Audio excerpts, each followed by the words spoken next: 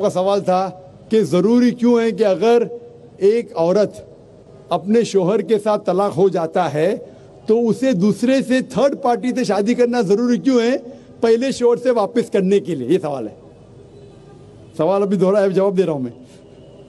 یہ لوگوں کو غلط فہمی ہے کہ اگر میاں بیوی کا طلاق ہوتا ہے اور اگر وہ پھر سے شادی کرنا چاہتے ہیں، یہ غلط فہمی ہے لوگوں کی کہ اس کو تیسرے سے شادی کرنا فرض ہے.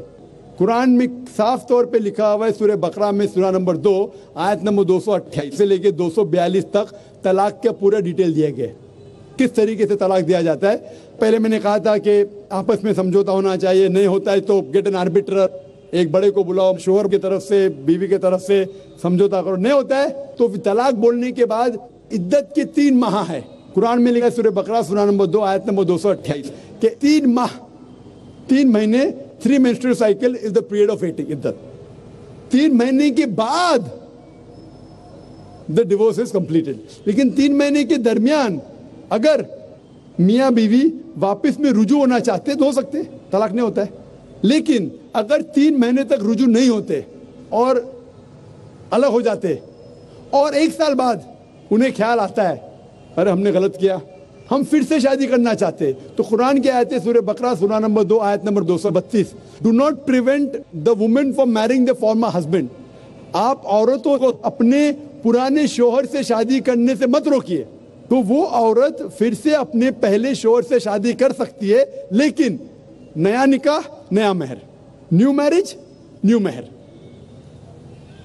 نو نو نو، what you are seeing is a misconception. I'll come to it. لوگ سمجھتے حلالہ کی ضرورت ہے، حلالہ جیسی کوئی چیز قرآن میں ہے نہیں، میں اس کے اوپر آؤں گا. لیکن پھر سے شادی کرنے کے بعد پھر سے ان لوگ زندگی بسر کرتے ہیں، 3-4 سال بعد پھر سے کچھ نا اتفاقی ہوتی ہے، پھر سے طلاق. وہی طریقے سے سمجھوتا کرو، بڑے کو لے کے آؤ، طلاق بولو، 3 ماہ رکو، پھر جاؤ.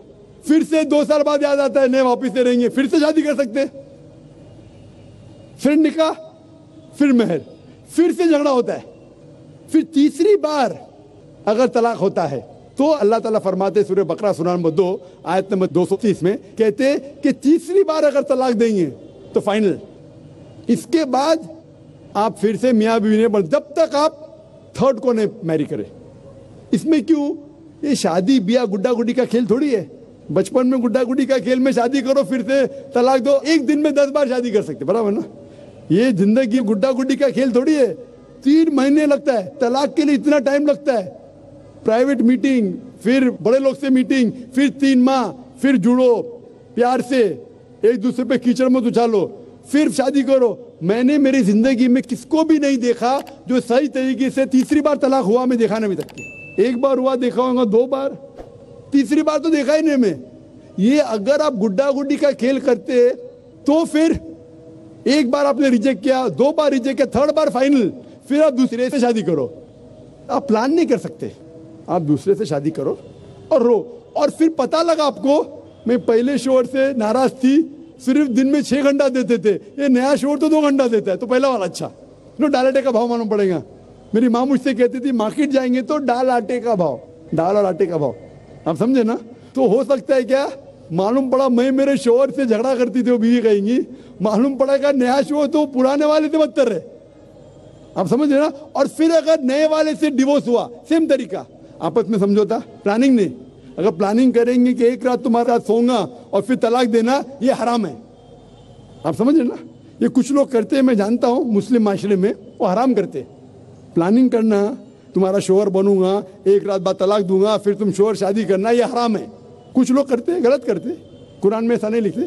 تو اگر تیسری بار طلاق کے بعد یا پہلی طلاق کے بعد بھی پہلے بار طلاق دیے، دوسرے سے شادی کیے، پھر پتہ لگا صحیح نہیں تو واپس جا سکتے.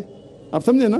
تو یہ جو ہے ضروری ہے تھرڈ پارٹی کے پاس جانا اگر 3 بار صحیح طریقے سے طلاق ہو تو اسلام میں اتنی چھوٹ ہے ماشاءاللہ، اور اتنا صحیح مذہب ہے. It's the most practical way of life. Hope that answers the question.